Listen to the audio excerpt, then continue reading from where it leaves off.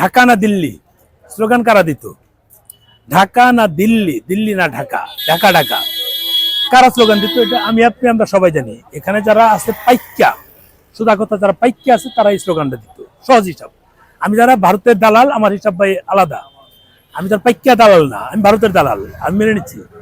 আমি যেহেতু পাইক্যার দালাল না, ভারতের দালাল, আমি ভারত আসি। ভারতের দালাল গুলো ভারত আসবে, সহজ হিসাব।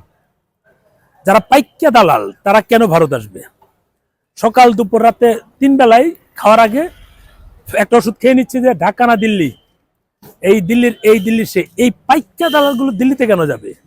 এম্বাসি ফেস করার জন্য তো ওদের যে বাবা ছিল নুনুস ভাই, উনি তো সহজ কথা, উনি তো সবগুলো এম্বাসি নিয়ে গেছে ঢাকায়। তাহলে তার কেন এম্বাসি যেতে হবে? যে মানুষগুলো দিল্লিতে এম্বাসি ফেস করতে যায় তাদের হিসাব আলাদা। তো যারা ঢাকা দিল্লি স্লোগান দিয়ে দিয়ে বাংলাদেশের মানুষদের সাথে ভারতের একটা সম্পর্ক খারাপ করেছে, এই দালালগুলো কেন দিল্লিতে যাবে? সহজ হিসাব। দেখেন এই যে মাহাদি, এই বাটপার, মানে অনেকেই বলে যে জুলাই সন্ত্রাসী, অনেকেই বলে। এগুলোর কারণ হচ্ছে আমাদের যত হাইকোর্ট এবং বিচার বিভিন্ন জন কিন্তু এখন বিভিন্ন কথা বলছে। ওদের ডিজাইনটা ছিল যে 71 বিরোধী না, এরা 71 বিরোধী। 71 বিরোধী যারা, তারাই জুলাই সন্ত্রাসী। যারা 71-এর পক্ষ নিয়ে এই জুলাই আন্দোলন করছে তারা হচ্ছে বাংলাদেশের দেশপ্রেমিক। সহজ হিসাব। 71-এর পক্ষ নিয়ে যারা জুলাই আন্দোলন করেছে, যারা আওয়ামী লীগকে নামিয়েছে, তারা হচ্ছে প্রকৃত দেশপ্রেমিক। তারা কখনোই মানে প্রতিবেশীদের সাথে সম্পর্ক নষ্ট করে আমরা মানে সাধারণ জনগণের ম্যান্ডেট তাদের দিকে ধাবিত করার চিন্তা করতো না।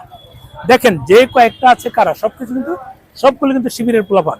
খেয়াল করে দেখবেন প্রত্যেকটা লোক, এই যে সাদিক কায়েম টাইম যারা ছাত্রলীগের মানে লুঙ্গির নেতা ছিল, এরা কিন্তু সবগুলোই এই শিবিরের পোলাপান। খেয়াল করে দেখবেন এই যা আছে সমন্বয়ক, আমি যে গত বছর বলতাম সমন্বয়কগুলো সব গণহারে বাটপার, আসলে তারা প্রকৃতপক্ষে বাটপার।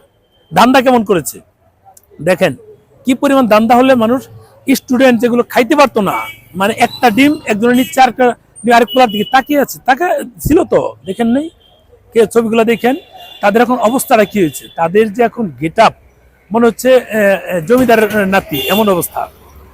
তারা লোকাল বাসে যেতে পারতো না এলাকায়, তারা এখন 2 কোটি 2.5 কোটি টাকা গাড়ি নিয়ে যায়।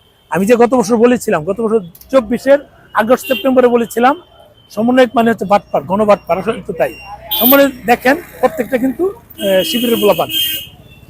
আমার এখানে কমেন্টস গুলো দেখবেন, প্রত্যেকটা শিবিরের পোলাপান কমেন্ট দেখবেন, বট আইডি যেগুলো। এটা আমি ওপেনই বললাম। কেন বললাম? এই বাটপার গুলোর কারণেই বাংলাদেশের সাথে ভারতের একটা সম্পর্ক নষ্ট হচ্ছে ইন্টেনশনালি। তারা 7 সিস্টার মানে দখল করে নিল। এখন তো ওরাই ক্ষমতায় নাই। 7 সিস্টার থেকে দখল করতে শুরু করে সব ধরনের যে উস্কানিমূলক যত রকম বক্তব্য আছে, মন্তব্য তারা কন্টিনিউ করে যাচ্ছে। হাসিনা, স্বৈরাচার হাসিনা ভারতের সাথে মানে যে চুক্তি করেছিল সেটা ভারতের স্বার্থে। এখন তো তোরা 18 মাস ক্ষমতায় ছিলি, তাহলে তোরা ওই চুক্তিগুলো বাতিল কেন করলি না? তোরা এসে আমাদের যে খেলোয়াড় যারা ছিল তাদের সাথে খেলা বন্ধ করে দিলি ভারতে এসে, একটা অজুহাত তৈরি করে। এখন এই নতুন সরকার এসে কিন্তু সেগুলো বন্ধ হচ্ছে। তোরা ভারতীয়দের বাংলাদেশে ভিসা দেওয়া বন্ধ করে দিলি। এতে কি হয়েছে? তোদের তো এটা ইন্টেনশনালি কাজ করা। আমি কথাগুলো না বলে পারলাম না। এই বাটপার গুলো দিল্লিতে গিয়ে কি করিস?